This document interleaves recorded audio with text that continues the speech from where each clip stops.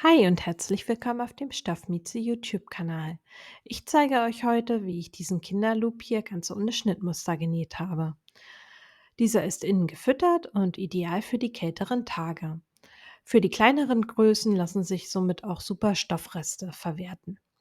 Ja, falls euch mein Video gefallen sollte, dann freue ich mich riesig über einen Daumen nach oben oder einen netten Kommentar.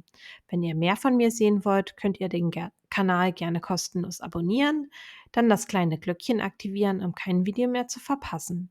Weitere Videos und Nähanleitungen von mir findet ihr unten in der Videobeschreibung. Jetzt aber erstmal viel Spaß bei diesem Video. Für das Projekt habe ich einen schön kuscheligen Teddyplüsch und einen French Terry Stoff verwendet. Vom Außenstoff habe ich mir bereits ein Rechteck zurechtgeschnitten. Das hat die Breite des Kopfumfangs und in der Stofflänge habe ich hier 27 Zentimeter zurechtgeschnitten. Der Stoff wird jetzt rechts auf rechts zusammengelegt und anschließend nochmal gefalten. Achtet dabei darauf, dass alles schön bündig liegt. Von oben messe ich mir 16 Zentimeter ab und mache mir dort dann eine Markierung. Und dann lasse ich das Ganze genau in einer Rundung hin nach unten auslaufen.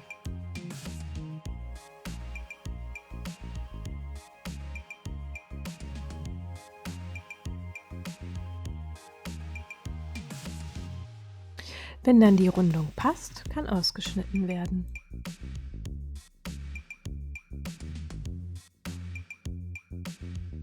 So sollte das Ganze dann ausgeschnitten aussehen und jetzt nehme ich das her und kopiere mir das Ganze nochmal auf den Teddyplüsch. So, ich habe jetzt hier ein Teil für innen und ein Teil für außen und jetzt lege ich das Ganze rechts auf rechts übereinander, also schöne Seite schaut die schöne Seite an und stecke mir das erstmal fest.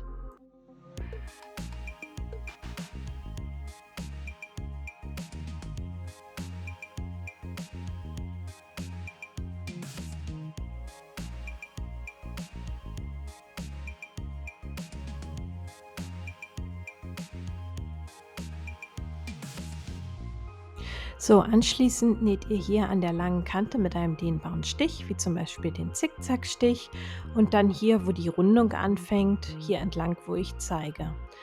Und hier an den beiden Seiten, da wird erstmal nicht zusammengenäht, das bleibt offen.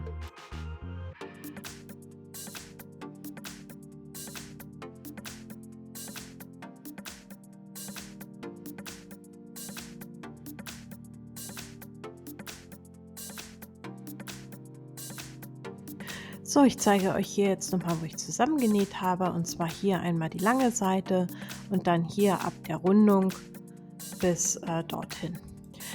So, die Nahtzugaben solltet ihr dann auseinanderbügeln und ich kürze jetzt hier auch noch meine Nahtzugaben etwas mit der Zickzackschere.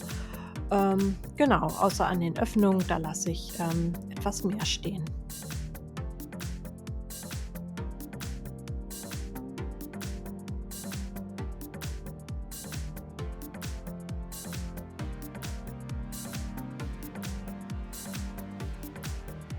Anschließend kann das Ganze erstmal gewendet werden.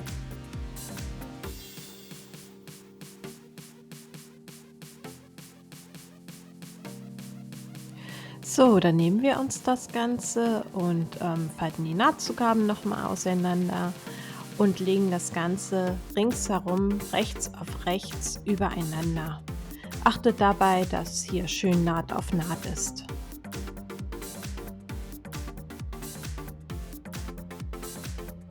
So, das Äußere verschwindet dann hier wieder nach innen. Ich hoffe, das kann man hier ganz gut sehen. Ja, so dass ihr quasi halt nur ringsherum die Öffnung habt. Und passt auf, dass halt kein Stoff dazwischen ist, nicht, dass ihr den festnäht.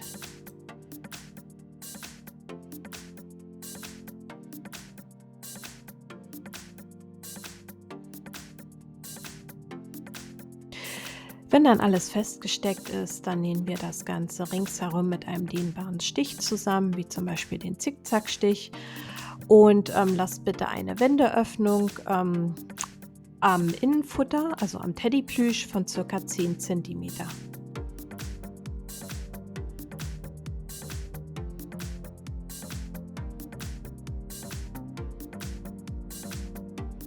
Wenn dann alles zusammengenäht ist, dann kann durch die offene Wendeöffnung gewendet werden.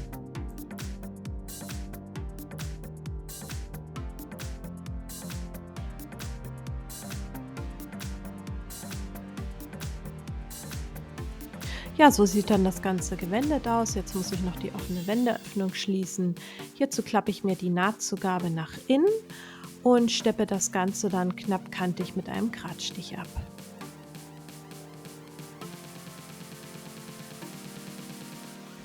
So, im Anschluss ist der Loop auch schon fertig und kann getragen werden. Dann hoffe ich, dass euch mein Video gefallen hat. Falls ja, dann lasst dem Video gerne einen Daumen nach oben da oder einen netten Kommentar. Falls ihr Fragen oder Anregungen habt, dann könnt ihr mir das gerne in die Kommentare schreiben. Ja, dann bis zum nächsten Video. Eure Stoffmieze.